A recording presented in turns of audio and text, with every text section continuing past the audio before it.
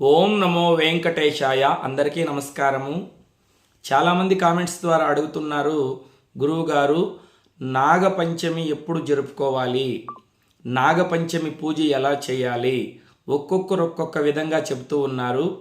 నాగపంచమి గురించి ఒక వీడియో చేయండి అని అడిగారు. కాబట్టి ఈ వీడియోలో నాగపంచమి ఎప్పుడు, నాగపంచమి పూజ ఎలా చేయాలి అనేటువంటి అన్ని విషయాల గురించి తెలుసుకుందాం.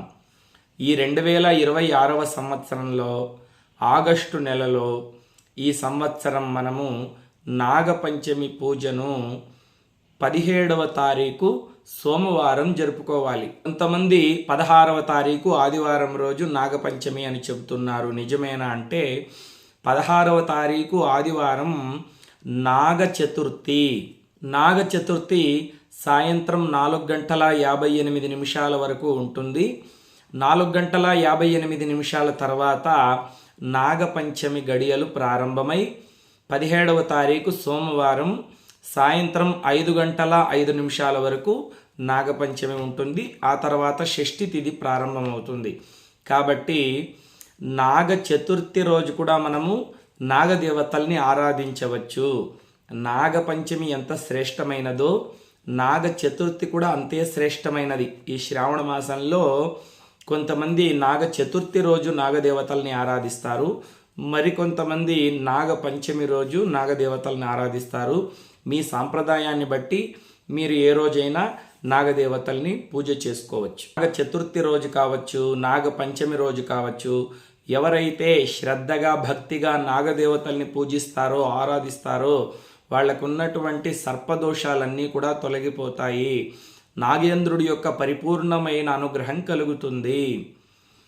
మనము తెలుసో తెలియకుండా కొన్ని పాములను చంపి ఉంటాం. ఈ జన్మలో మనం పాముల్ని చంపకపోయినా పూర్వజన్మంలో అయినా పాముల్ని చంపి ఉంటాం. ఆ సర్పదోషము అనేది జన్మాల్లో వెంటాడుతూ ఉంటుంది.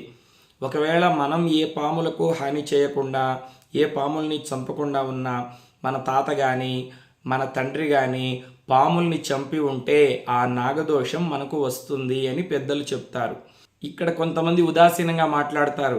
అదేంటి గురువు గారు, మా తాత కానీ మా తండ్రి కానీ పాములకు హాని చేసినా పాముల్ని చంపినా ఆ పాపాన్ని వాళ్ళు అనుభవించాలి కానీ ఆ దోషం మాకు వస్తుందా అంటే తప్పకుండా వస్తుంది. ఉదాహరణకు మీ తాత పేరెట్లో కావచ్చు, మీ నాన్న పేరెట్లో కావచ్చు, ఒక 10 ఎకరాల పొలం ఉందనుకోండి. వాళ్ళు చనిపోయిన తర్వాత దాన్ని మీరు అనుభవిస్తున్నారు కదా, అది వాళ్ళు సంపాదించిన ఆస్తి మాకెందుకు అని వదిలేస్తున్నారా? మీ తాత పేరెట్లో కావచ్చు, మీ తండ్రి పేరెట్లో కావచ్చు, బ్యాంకులో ఒక 10 లక్షల అమౌంట్ ఉందనుకోండి. వాళ్ళు చనిపోయిన తర్వాత దాన్ని మీరు తీసుకుంటున్నారు కదా, అది వాళ్ళ డబ్బు, వాళ్ళు సంపాదించింది మాకెందుకు అని మీరు వదిలేస్తున్నారా? వాళ్ళ ఆస్తిపాస్తులు వాళ్ళ ఐశ్వర్యాన్ని మీరు తీసుకున్నప్పుడు వాళ్ళు చేసిన పాపాలు కూడా మీకు సంక్రమిస్తాయి. ఇది సత్యం. సర్పదోషం కానీ నాగదోషం కానీ ఉంటే ఏం జరుగుతుంది? సకాలంలో వివాహం జరగదు. బాగా చదువుకో ఉంటారు, ఉద్యోగం చేస్తూ ఉంటారు, చేతి నిండా డబ్బు సంపాదిస్తూ ఉంటారు, అయినా వివాహం జరగదు. ఒకవేళ వివాహం జరిగినా సంతానం కలగదు. నాగదోషం సర్పదోషం ఉన్నట్లయితే సంతానం కలగదు. ఒకవేళ సంతానం కలిగినా ఆ సంతానం ఎక్కువ కాలం నిలవదు. సర్పదోషం ఉన్నట్లయితే అప్పుడప్పుడు పాములు కలలో కనిపిస్తూ ఉంటాయి, అనారోగ్య సమస్యలు విపరీతంగా వస్తూ ఉంటాయి, చర్మ వ్యాధులు అంటే చర్మ రోగాలు వస్తూ ఉంటాయి, ఇంట్లో మనశ్శాంతి ఉండదు. కాబట్టి ఈ సర్పదోషాలు నాగదోషాలన్నీ తొలగిపోవాలంటే నాగ చతుర్థి రోజు కావచ్చు, నాగపంచమి రోజు కావచ్చు, నాగదేవతలను మనం భక్తిగా శ్రద్ధగా ఆరాధించినట్లయితే ఆ దోషములన్నీ కూడా తొలగిపోయి నాగేంద్రుడి యొక్క పరిపూర్ణమైన అనుగ్రహం మనకు కలుగుతుంది. ఇక జీవితంలో మనం వెనక్కి తిరిగి చూడవలసినటువంటి అవసరం లేదు. ఇంతకీ పూజ ఎలా చేయాలి అంటే నాగ చతుర్థి రోజు కావచ్చు, నాగపంచమి రోజు కావచ్చు, మీరు ఎప్పుడైతే నాగేంద్ర స్వామిని పూజించాలనుకుంటున్నారో ఆ రోజు ప్రాతకాలంలోనే నిద్ర లేవాలి. అంటే సూర్యోదయానికంటే ముందే నిద్ర లేచి ఇల్లు వాకిలి శుభ్రం చేసుకొని ఇంటి ముందర అలికి ముగ్గు పెట్టాలి. ఆ తర్వాత చక్కగా తలస్నానం చేయాలి. స్త్రీలు పురుషులు స్నానం చేసేటువంటి నీళ్లలో కాస్త గోమూత్రము లేకపోతే దర్భ వేసుకొని తలస్నానం చేసి బాగా ఉతికి ఆరవేసినటువంటి వస్త్రాలని ధరించాలి. ఏ రంగు వస్త్రాలని ధరించాలి అంటే నాగేంద్ర స్వామికి ఎరుపు రంగు అంటే చాలా ఇష్టం కాబట్టి ఎర్రని వస్త్రాలని ధరించండి. ఆ తర్వాత సాంప్రదాయబద్ధంగా బొట్టు పెట్టుకోండి. స్త్రీలైతే చక్కగా పసుపు కుంకుమలు ధరించి తల నిండా పూలు పెట్టుకొని చేతి నిండా గాజులు వేసుకొని కాళ్లకు పసుపు రాసుకొని నాగేంద్ర స్వామిని భక్తిగా శ్రద్ధగా ఆరాధించాలి. ముందుగా పూజ గదిలోకి వెళ్ళి ఒక చాప మీద కావచ్చు పీట మీద కావచ్చు కూర్చోండి. ఆ తర్వాత నాగేంద్రుడి ఫోటో ఉంటే ఆ ఫోటోకి చక్కగా పూజ చేసుకోవచ్చు. లేకపోతే చిన్నది నాగపడగ సాధారణంగా అందరి ఇళ్లలోనూ ఉంటుంది. ఆ నాగపడగను ఒక ప్లేట్లో పెట్టుకొని పూజ చేసుకోవచ్చు. లేదు గురువు గారు మా ఇంట్లో నాగపడగ అంటే ఈరోజు కావచ్చు రేపు కావచ్చు తెచ్చుకోండి. పూజా స్టోర్స్లో దొరుకుతుంది. పంచలోహాలది కావచ్చు, లేకపోతే ఇత్తడిది కావచ్చు, రాగిది కావచ్చు, లేదా వెండిది కావచ్చు. చిన్నది ఒక నాగపడగ తెచ్చి ఇంట్లో పెట్టుకుంటే చాలా మంచిది. డబ్బులు ఖర్చు పెట్టకుండా సులువుగా ఈ నాగ చతుర్థి పూజ నాగపంచమి పూజ చేసుకోవచ్చు. ముఖ్యంగా కావలసినటువంటి వస్తువులు 2 ఉన్నాయి. ఒకటి చిమిలి ఉంటలు, నల్ల నువ్వులు కావచ్చు తెల్ల నువ్వులు కావచ్చు చక్కగా వేయించుకొని బెల్లం పాకంలో వేసి చిన్న చిన్న ఉంటలుగా చేసుకోండి. పానకము, వడపప్పు, గోరువెచ్చని పాలు, ఎందుకంటే నాగేంద్ర స్వామికి నివేదన చేయడానికి. ముందుగా మహాగణపతిని ధ్యానం చేసుకోండి. వక్రతుండ మహాకాయ సూర్యకోటి సమప్రభా నిర్విఘ్నం కురుమే దేవ సర్వకార్యేషు సర్వదా శ్రీ మహాగణాధిపతయే నమః అని మహాగణపతిని నమస్కారం చేసుకొని మీ తల్లిదండ్రులని గురువుని మనసులో ధ్యానం చేసుకొని ఆ తర్వాత చక్కగా నాగేంద్ర స్వామిని ధూపదీప నైవేద్యాలతో పూజించండి. మంత్రాలు చెప్పకపోయినా పర్వాలేదు, శ్రద్ధగా భక్తిగా నాగేంద్ర స్వామిని మీకు తోచినట్లు పూజించండి. ఆయన పరిపూర్ణమైన అనుగ్రహం కలుగుతుంది. ముఖ్యంగా నాగపడగకు పంచామృతాలతో అభిషేకం చేయవచ్చు. పాలు, పెరుగు, తేనె, నెయ్యి, పళ్ళరసంతో కావచ్చు చక్కెరతో కావచ్చు అభిషేకం చేయండి. లేకపోతే పాలు పోసి చక్కగా అభిషేకం చేసి ఆ తర్వాత గంధము కుంకుమ బొట్లు పెట్టి చక్కగా పూలు, గన్నేరు పువ్వులు, చేమంతి పువ్వులు, గులాబీ పువ్వులతో ఆ నాగేంద్ర స్వామిని పూజ చేసి ఆ తర్వాత ధూపం సమర్పించండి. అగరబత్తీలు వెలిగించుకొని చక్కగా ధూపము, ఆ తర్వాత దీపం సమర్పించండి. ఆ తర్వాత నైవేద్యం చిమిలి ఉంటలు, పానకము, వడపప్పు, పాలు నివేదన చేయండి. ఆ తర్వాత తాంబూలం ఇవ్వండి.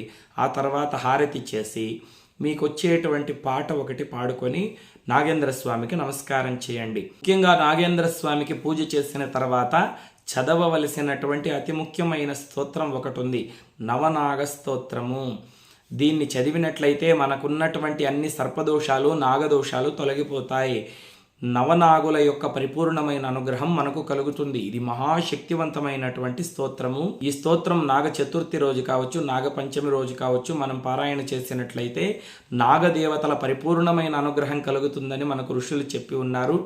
ఆ స్తోత్రాన్ని కూడా ఇప్పుడు మీకు నేర్పించబోతున్నాను. శ్రద్ధగా భక్తిగా నేర్చుకోండి. ఈ స్తోత్రం కింద డిస్క్రిప్షన్లో కూడా ఉంటుంది. ఒక స్క్రీన్ షాట్ తీసుకొని చక్కగా మీరు చదువుకోండి. ఓం శ్రీ నాగేంద్రాయ నమః.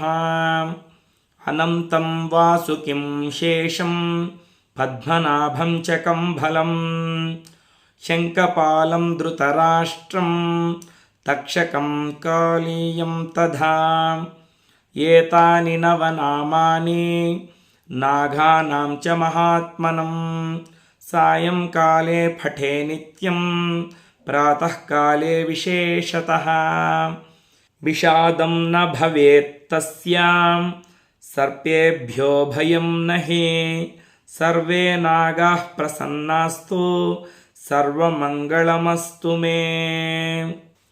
ఇది నవనాగ స్తోత్రం. ఈ నవనాగుల్ని మనం స్మరించినట్లయితే నాగలోకంలో ఉన్నటువంటి అన్ని నాగదేవతల్ని మనం స్మరించినట్లే, అన్ని నాగదేవతల్ని పూజించినట్లే. నాగదేవతల పరిపూర్ణమైన అనుగ్రహం కలుగుతుంది. ఈ నవనాగులు ఉన్నారు కదండి, వీళ్ళ సంతతే నాగలోకంలో ఉన్నటువంటి అన్ని నాగులు అన్నమాట. కాబట్టి సకల సర్పదేవతల అనుగ్రహము మనకు కలుగుతుంది. కాబట్టి ఈ స్తోత్రాన్ని తప్పకుండా ఉదయము సాయంత్రము 3 సార్లు కావచ్చు, లేకపోతే ఒక్కసారి కావచ్చు పారాయణ చేసుకోండి. అంతా మంచిగా జరుగుతుంది. మా ఇంట్లో నాగేంద్ర స్వామి ఫోటోను లేదు, నాగపడగా లేదు, మేము తెచ్చుకోలేం గురువుగారు, మేమేం చేయాలి అంటే దగ్గరలో ఎక్కడైనా దేవాలయం ఉంటే ఆ దేవాలయం దగ్గర నాగప్రతిష్ఠ చేసి ఉంటారు. రావి చెట్టు వేప చెట్టు కింద నాగప్రతిష్ఠ ఉంటుంది కదా, అక్కడికి వెళ్ళి చక్కగా నాగ చతుర్థి రోజు కావచ్చు, నాగపంచమి రోజు కావచ్చు, నీళ్లతో చక్కగా ఆ నాగశిలలను కడగండి. కడిగిన తర్వాత పాలు పోసి మళ్ళా కడగండి. పసుపు రాసి గంధము కుంకుమ బొట్లు పెట్టండి. ఆ తర్వాత చక్కగా ధూపదీప నైవేద్యాలతో నాగేంద్ర స్వామిని పూజించి చిమిలి ఉంటలు, పాలు, పానకము, వడపప్పు నివేదన చేయండి. ఈ నాగస్తోత్రాన్ని అక్కడ చదువుకొని 9 ప్రదక్షిణలు చేసి నాగదేవతలకు నమస్కారం చేయండి. తప్పకుండా నాగేంద్ర స్వామి యొక్క పరిపూర్ణమైన అనుగ్రహం కలుగుతుంది.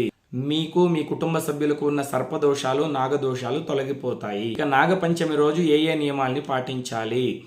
నాగపంచమి రోజు ఉపవాసం ఉంటే మంచిది. 12 సంవత్సరాలు లోబడినటువంటి పిల్లలు, 60 సంవత్సరాలు పైబడినటువంటి వృద్ధులు ఉపవాసం ఉండకూడదు. బీపీలు, షుగర్లు, అనారోగ్య సమస్య ఉన్నటువంటి వాళ్ళు ఉపవాసం చేయవలసిన అవసరం లేదు. నాగేంద్ర స్వామికి నమస్కారం చేసుకొని చిమిలి ఉంటలు, పానకము, వడపప్పు ప్రసాదం తీసుకొని ఆ తర్వాత హాయిగా భోంచేసుకోవచ్చు. నవనాగ స్తోత్రాన్ని చదువుకోండి. ఇక రాత్రికి బ్రహ్మచర్యం పాటించాలా అంటే పాటిస్తే మంచిదే. ఈ నాగేంద్ర స్వామి పూజ ఎవరెవరు చేయవచ్చు? బ్రాహ్మణ, క్షత్రియ, వైశ్య, శూద్రులు అనబడే చాతుర్వర్ణముల వారు చేసుకోవచ్చు. ఏ జాతి వారైనా, ఏ మతం వారైనా, ఏ కులం వారైనా నాగేంద్ర స్వామిని పూజించవచ్చు. ముఖ్యంగా ఏటి సూతకంలో ఉన్నటువంటి వాళ్ళు చేయవచ్చా? చేసుకోవచ్చు. పూర్వ సువాసనలు చేయవచ్చా? చేసుకోవచ్చు.